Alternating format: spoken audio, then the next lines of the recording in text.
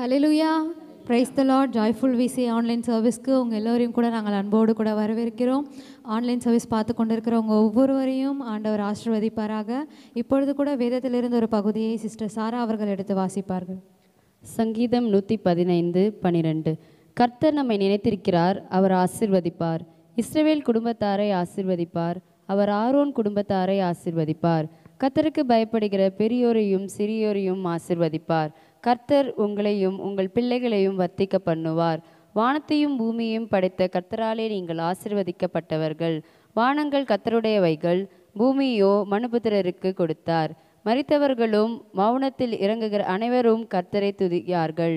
நாமோ இது முதல் என்றென்றைக்கும் கர்த்தரை ஸ்தோத்தரிப்போம். அல்லேலுயா, அல்லேலுயா, ஆமேன். இப்பொழுது வனிஷா அவர்கள் ஜெபம் செய்வார்கள். ஹல்லேலூயா. அப்பா நன்றியோடு துதிக்கிறோம், ஸ்தோத்திரிக்கிறோம். ஆண்டவரே, எங்களை அதிகமாக நேசித்து வழிநடத்துகிற எங்கள் அன்பின் பரலோக பிதாவே, ஆண்டவரே, இந்த நாளை கத்த நீர் கொடுத்த கிருபைக்காக உமக்கு நாங்கள் நன்றி என்று செலுத்துகிறோம். இயேசுப்பா, ஆண்டவரே, அப்பா இந்த ஆன்லைன் சர்வீஸ் பார்த்து கொண்டு இருக்கிற ஒவ்வொருவரையும் உங்களோட கரத்தில் நாங்கள் ஒப்பு கொடுக்குறோம். கத்த நீங்கள் அப்பா ஆசீர்வதிங்க. ஆண்டவரே, அப்பா இந்த ஆராதனை கத்த நீங்கள் ஆசீர்வதித்து கொடுங்க. அப்பா ஆரம்பம் முதல் முடிவு வரை அப்பா உங்களுடைய பிரசனம், உங்களுடைய ஆளுகை எங்களோடு கூட இருக்கட்டும் ரட்சா. ஆண்டவரே, அப்பா நாங்கள் ஆவியோடும் உண்மையோடும் கருத்தோடும் அப்பா உண்மை ஆராதிக்க ஆண்டவரே உங்களை தொழுது கொள்ள கத்தர் எங்களுக்கு கிருபை செய்யுங்க. ஆவியானவர் நீர் எங்களை வழிநடத்தும்படியாய் ஆண்டவரே அப்பா உம்முடைய தாழ்மையோடு நாங்கள் கேட்டுக்கொள்கிறோம். எங்கள் ஜீவனுள்ள நல்ல பிதாவே, ஆமேன். ஹல்லேலூயா. நம்ம எல்லாரும் நம்ம தேவனை உற்சாகமாக ஆராதிக்க போகிறோம். நம் தேவன் நம்மளை ஆசீர்வதிக்கிற தேவனாக இருக்கிறார். நம்மை பெயர் சொல்லி அழைத்த தேவன், அவரோட உள்ளங்கைகளில் நம்மளை வரைந்து வைத்திருக்கிற தேவன், நம்மளோட தாயின் வயிற்றில் நம்ம தோன்றுவதற்கு முன்னமே நம்மளை பெயர் சொல்லி அழைத்த தேவன், நம்மளை முன் குறித்த தேவன். அந்த தேவனை நம்ம உற்சாகமாக ஒரு பாடலை பாடி ஆராதிக்கலாம்.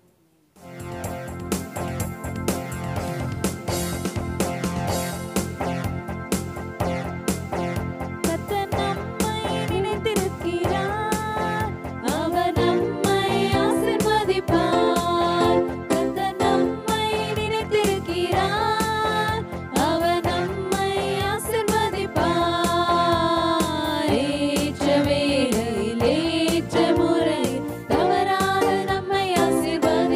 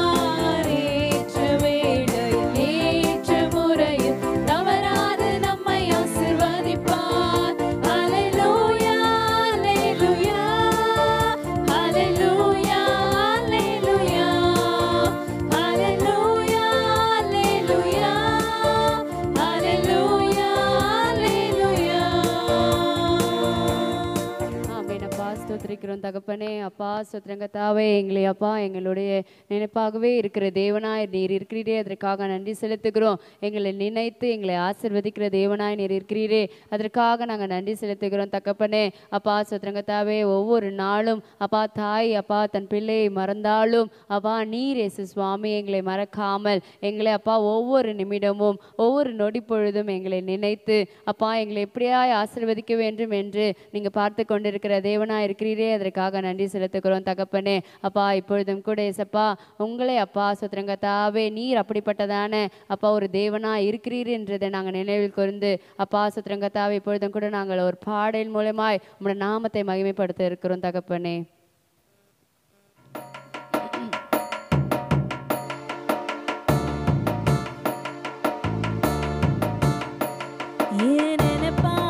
இருப்பவரே இசையா, உங்களை நினைச்சாலே உள்ளமெல்லாம் தொழுதையா. ஏன் நினைப்பாவே இருப்பவரே இசையா, உங்களை நினைச்சாலே உள்ளமெல்லாம் தொழுதையா. அப்பா அம்மா நீங்கதான், ஆசையெல்லாம் நீங்கதான், ஆதரவு நீங்கதான், ஆறுதலோ நீங்கதான். அப்பா அம்மா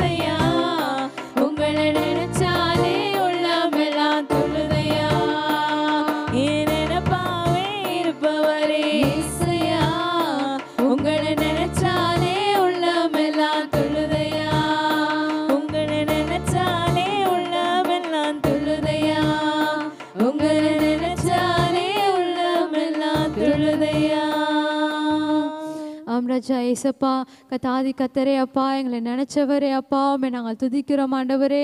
அப்பா என்னாலும் தகப்பனே அப்பா, எங்களை ஒவ்வொரு போதும் அப்பா எங்களை மறவாமல் நீங்கள் நினைத்து கொண்டிருக்கிறீரே, உமக்கு நன்றி ஆண்டவரே. அப்பா எங்களை தகப்பனே உம்முடைய உள்ளங்கைகளிலே வரைந்து வைத்திருக்கிறீரே, உமக்கு நன்றி ராஜா. அப்பா தாய் தன் பாலக்கனுக்கு இறங்க மறந்தாலும் நான் உன்னை ஒருபோதும் மறப்பதில்லை என்று சொன்னீரே. எங்களை ஒருபோதும் கைவிடாத தெய்வமே, உமக்கு நன்றி ஆண்டவரே.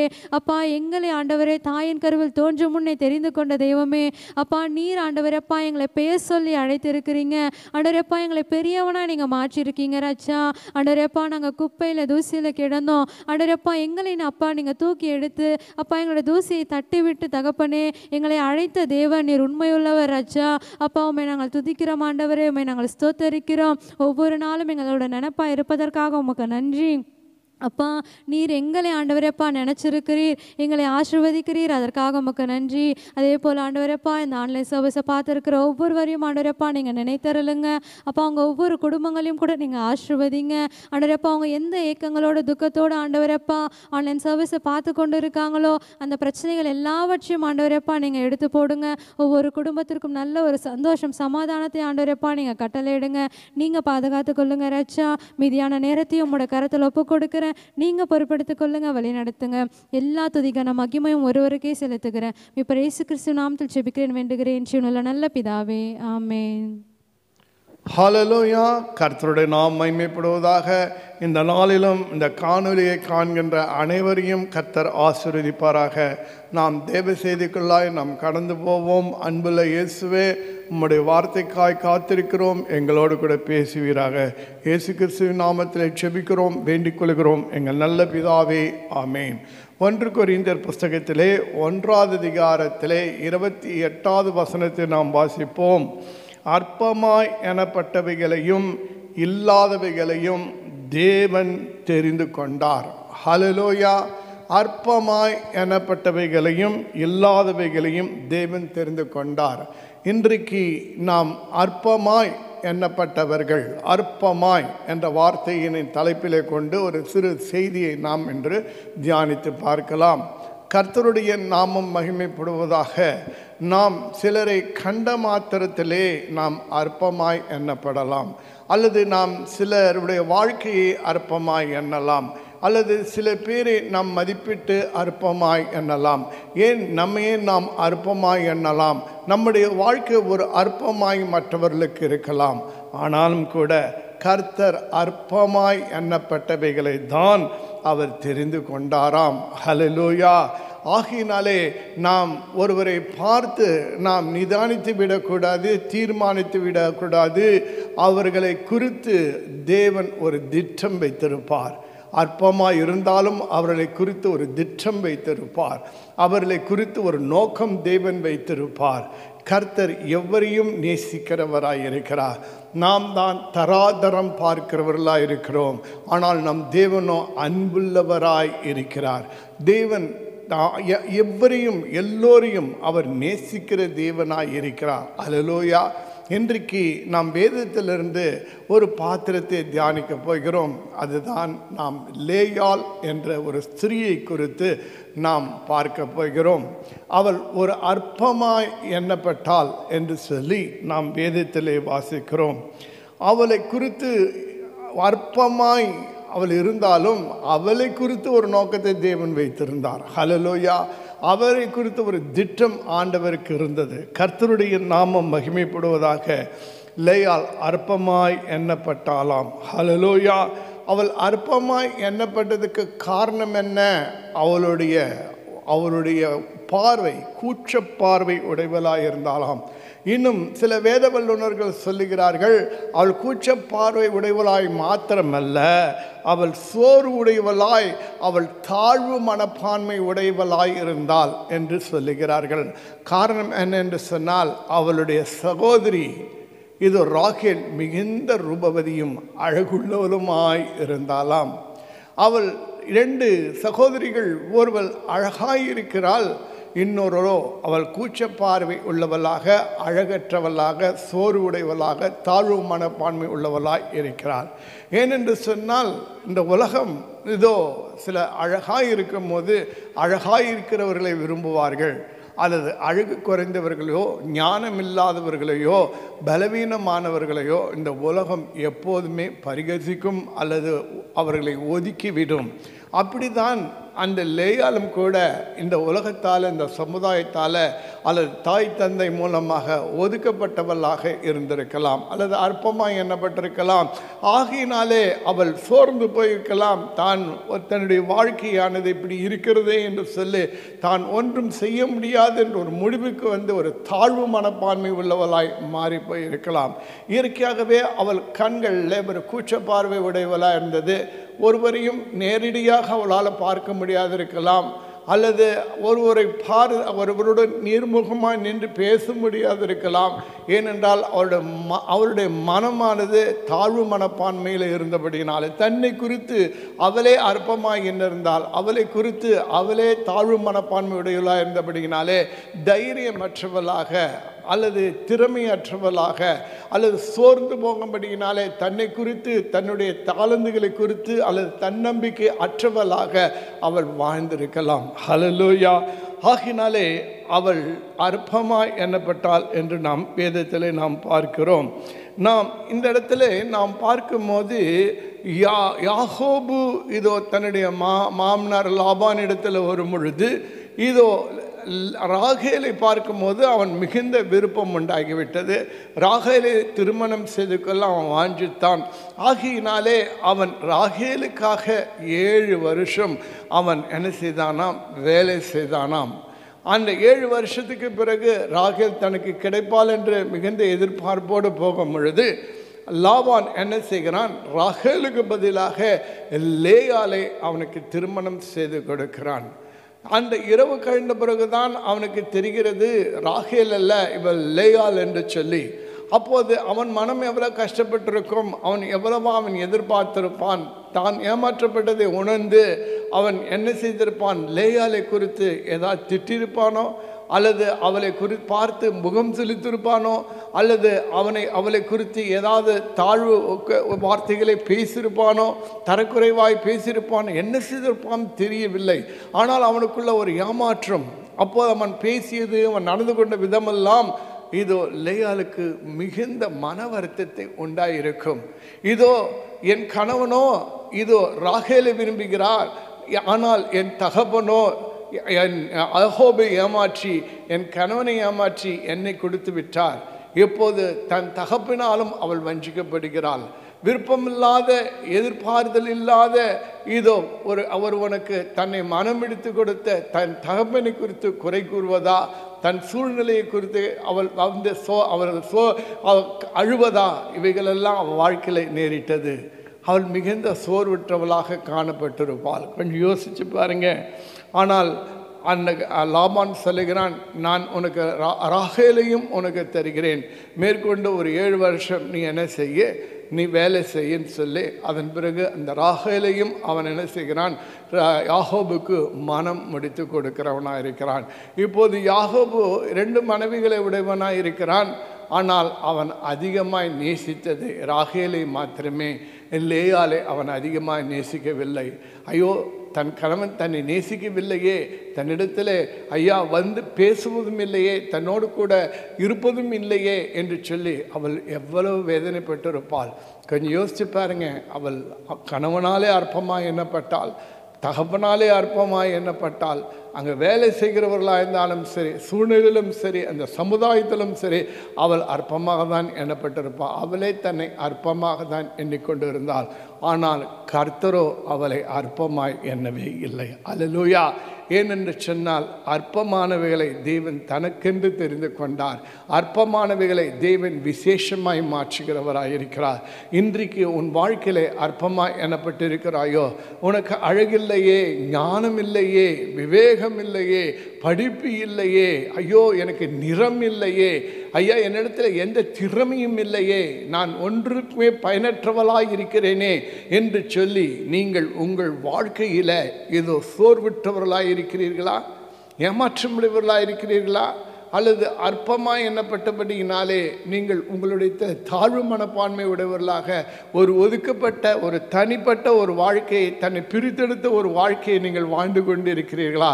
கர்த்தர் உங்களை தான் காண்கின்றவராயிருக்கிறார். கர்த்தர் உங்களை தான் தேடுகிறவராயிருக்கிறார். கர்த்தருக்கு நீங்கள் தான் வேண்டும் என்று சொல்லி கர்த்தர் விரும்புகிறவராயிருக்கிறார். ஹல்லேலூயா.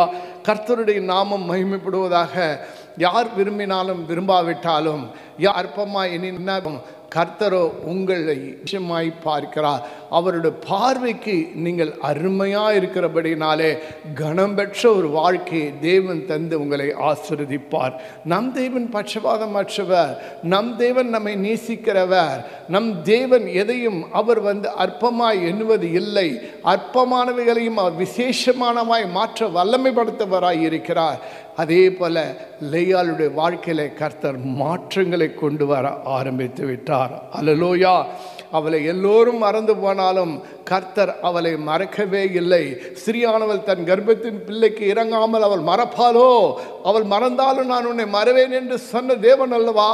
அவள் லேயாளை அவள் நிச்சயமாய் மறக்கவே இல்லை. ஹல்லேலூயா.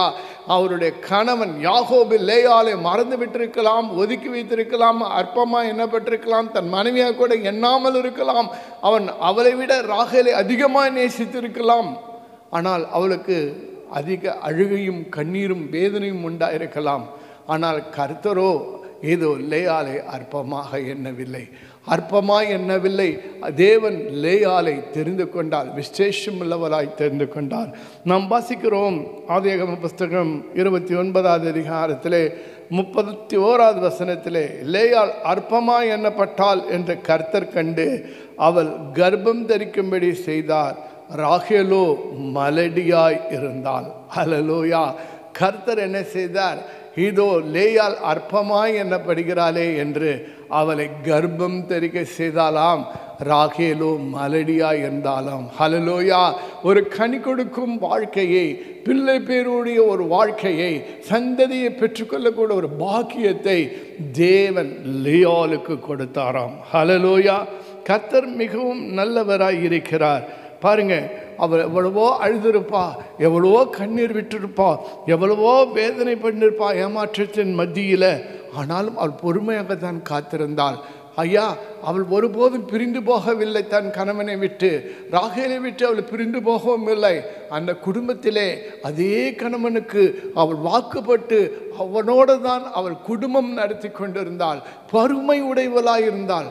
முதல்ல அவர் ஏமாற்றம் உடையவளாக இருந்தால், அவள் அற்பமாய் எண்ணப்பட்டவளாக இருந்தால், இப்பொழுது அவள் பொறுமையாய் தன் குடும்ப வாழ்க்கையை தன் கணவனோடு கூட அநேக வேதனைகள் ஏமாற்றத்தின் மத்தியிலும் தான் அற்பமாய் எண்ணப்பட்ட போதிலும் அவள் பொறுமையாக சகிப்புத்தன்மையோடு கூட அவள் தன் கணவனோடு தன்னுடைய தங்கையோடு ராகேலோடு கூட அவள் வாழ்ந்து கொண்டிருக்கிறாள். கர்த்தர் அவளை நினைத்து பார்த்தார். ஹல்லேலூயா.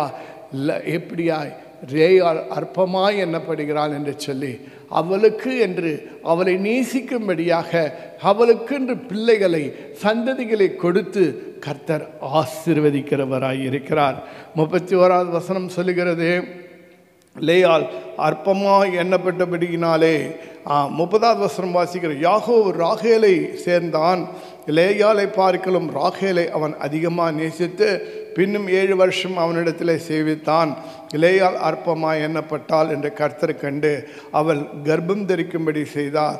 ராகேலோ மலடியா இருந்தார். ராகேலை விட யாக்கோபு லேயாளை விட யாக்கோபு ராகேலை அதிகமாய் நேசித்தானாம். அல்லேலூயா. தன்னை விட தன் தங்கையை அதிகமாய் அவன் நேசிக்கும் பொழுது அவளுக்கு எவ்வளோ வேதனை இருந்திருக்கும். ஆனாலும் பொறுமையாக இருக்கிறாள். அந்த பொறுமை தான் அவளை பிள்ளை பேறு விடும்படியாக கர்த்தர் செய்கிறவராக இருக்கிறார். அல்லேலூயா. கர்த்தர் இதோ யாக்கோபு தன் மூத்த மனைவியாக லேயாளோடு இசைந்து குடும்பம் நடத்தும்படியாக செய்து பிள்ளைகளை பெறும்படியாக கர்த்தர் செய்கிறவராயிருக்கிறார். கர்த்தர் செய்ய நினைத்தது ஒன்றும் தடைப்படாதுங்க. கர்த்தர் அற்பமாய் எண்ணப்பட்டவைகளையும் விசேஷமாயும் மாற்றுகிறவராயிருக்கிறார்.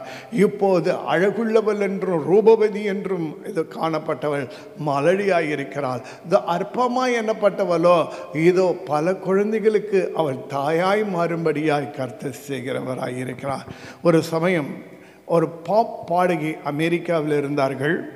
அவர்கள் 1994 மார்ச் 1 அவர்கள் லண்டனிலே பிறந்து வாழ்ந்தவர்கள். அவர்களுடைய தாயார் அவங்க 4 வருடங்கள் குடும்ப வாழ்க்கையை நடத்தி தன் கணவனாலே ஒதுக்கப்பட்டு ஒரு தனிமைப்பட்ட ஒரு வாழ்க்கையை வாழ்ந்தார்கள். தன் குழந்தைக்காக அவர்கள் மறுமணமும் செய்து கொள்ளவில்லை. வாழ்க்கையை வெறுத்து விட்டது. கஷ்டப்பட்டு தன் குழந்தையை அவர்கள் படிக்க வைத்தார்கள். அவர்கள் வாழ்க்கையில் அந்த குழந்தையை தவிர வேறு எந்த எதிர்பார்ப்பும் இல்லை. எவரிடத்திலும் அன்பு கிடைக்கவில்லை. அவர்கள் ஒரு ஒதுக்கப்பட்டவர்களாக இருந்தார்கள். அழகற்ற ஸ்திரீதான், யாரும் விரும்பவில்லை. ஆனால் அந்த குழந்தையோடு கூட வாழ்ந்தார். கஷ்டப்பட்டு அந்த குழந்தைய வளர்த்தாங்க. ஆனால் அந்த குழந்தை வளர்ந்து ஒரு நாள் ஒரு பிரசித்தமான ஒரு பாப் பாடகியாய் வந்தார்கள். ஹல்லேலூயா. அவர்கள் பாடிய பாடல்கள் எல்லாம் அமெரிக்க அகாடமியினாலே புகழ் மாலை சூட்டப்பட்டது. அவர்கள் விருது வாங்கினார்கள். இயேசு கிறிஸ்துவை குறித்து அநேக பாடல்களை பாடி அவர்கள் இருக்கிறார்கள். புகழ்பெற்ற பாடல்கள். கர்த்தர் இதோ அந்த ஸ்திரீயினுடைய மகளை உயர்த்தும் பொழுது கீர்த்தியும் புகழ்ச்சியும் உண்டாயிற்று. என் தாயார் என்று அந்த மகள் எப்போதும் சொல்லுவார்களாம், என் தாயினால தான் நான் விசுவாசத்துக்குள்ளே வந்தேன். என் தாயினால தான் நான் இப்படிப்பட்ட படிப்பை நான் பெற்றுக்கொண்டேன். என் தாயினால தான் நான் இந்த பாடல்கள்லாம் பாடும்படி ஆண்டவர் கிருபை செய்தார். என் தாயின் மூலமாக தான் கர்த்தர் அநேக வாத்தியங்களை கற்றுக்கொள்ள எனக்கு செய்தார். ஆகினாலே என் தாயை விட முதல்ல எனக்கு கர்த்தர், அடுத்தது என்னுடைய தாய். எங்கு போனாலும் தாயை அறிமுகப்படுத்தாமல் இருக்க மாட்டார்களாம். அப்போது தன் மகள் மூலமாக அந்த தாயானவள் மிகுந்த மகிழ்ச்சி அடைந்தாள். அந்த மகள் மூலமாக அவன் தாயினுடைய பெயர் எல்லா இடத்திலுங்களுமே புகழ் பெற்றதாயிடுச்சு. இன்னாருடைய மகள் என்று சொல்லி அழைக்கப்பட ஆரம்பித்து விட்டார்கள். ஹல்லேலூயா. கொஞ்சம் அற்பமாய் எண்ணப்பட்டவள் தான். ஆனால் கர்த்தரோ ஒரு நாள் அந்த ஸ்திரியை உயர்த்தினது போல நம்ம வாழ்க்கையிலும் கூட இன்னைக்கு நாம் அற்பமாகவோ ஒதுக்கப்பட்டவர்களாகவோ நாம் இருக்கலாம். ஆனால் தேவனுடைய பார்வையில் நாம் அருமையானவர்களாக, கனம் பெற்றவர்களாக இருக்கிறோம், விசேஷமானவர்களாக இருக்கிறோம். கர்த்தர் நம்மை உயர்த்தும் போது யாரும் தடை செய்யவே முடியாது. ஹல்லேலூயா. கர்த்தருடைய நாமம் மகிமைப்படுவதாக. லேயாளு அடுத்தது அவருடைய வாழ்க்கையெல்லாம் போராட்டமாக தான் இருந்தது. கணவன் நேசிக்கவில்லை. ஐயா எப்போதும் தன்னுடைய அடுத்த சகோதரி அந்த ராகேல் ஆளுவல் இது தன் பிள்ளை பெற்றபடினாலே அவள் பொறாமைப்பட்டாள் என்றெல்லாம் நம்ம வாசிக்கிறோம். ஆனால் அந்த பார்க்கும்போது லேயாளுடைய போராட்டம் தன்னுடைய சகோதரி ராகேலிடம் அல்ல, தன் கணவனாகி யாக்கோபுக்கு இடத்திலும் அல்ல. அவளுடைய போராட்டம் தகப்பனாகிய லாபானிடத்திலும் இல்லை. அவளுடைய போராட்டம் எங்கே இருந்தது தெரியுங்களா? தேவனோடு கூட நான் போராடினாள். ஹல்லேலூயா. நம்ம வேதத்தில் வாசிக்கிறோம், யாக்கோபு தான் யாப்போக்குன்னது ஒரு கரையில் தனியாக அந்த கரையில் இருந்து தேவனோடு கூட போராடி ஜெபித்தான் என்று நாம் வாசிக்கிறோம்.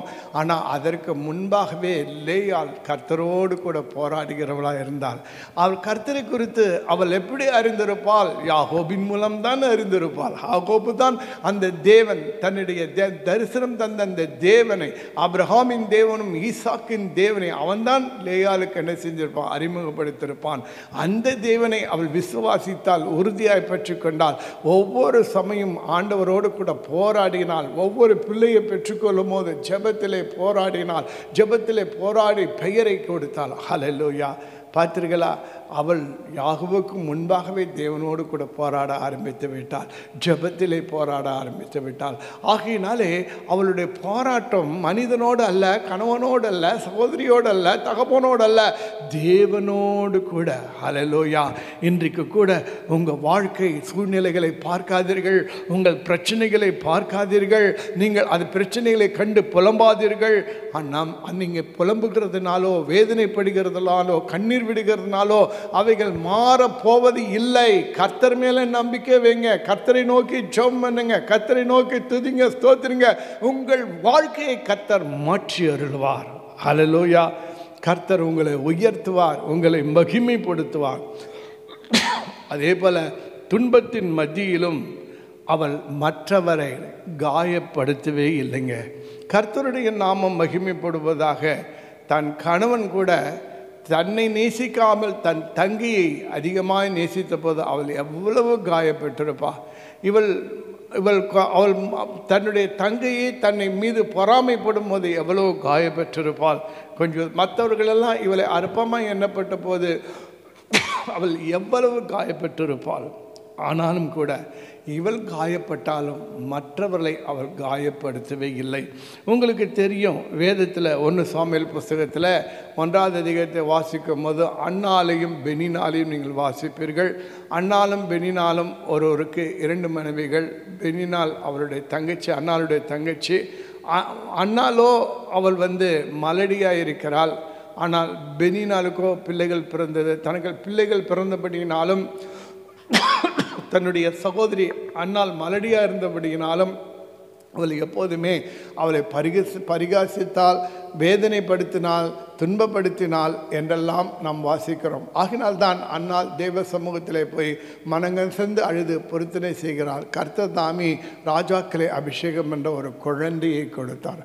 ஆனால் இந்த இடத்துல பாருங்கள், லேயாள் யாரை குறித்தும் அவள் ஒரு மற்றவங்க அவளை காயப்படுத்தினாலும் இவ யாரையுமே காயப்படுத்தலை. இவளுக்கு குழந்தைகள் ஆண்டவர் கொடுத்தார். தனக்கு குழந்தைகள் இருந்த போதும் தன் தங்கை மலடியாக இருந்த போதும் அவளை காயப்படுத்தவில்லை, அவளை இழிவாய் பேசவில்லை, அவளை மலடி என்று அழைக்கவில்லை, அவளை குறையும் கூறவில்லை.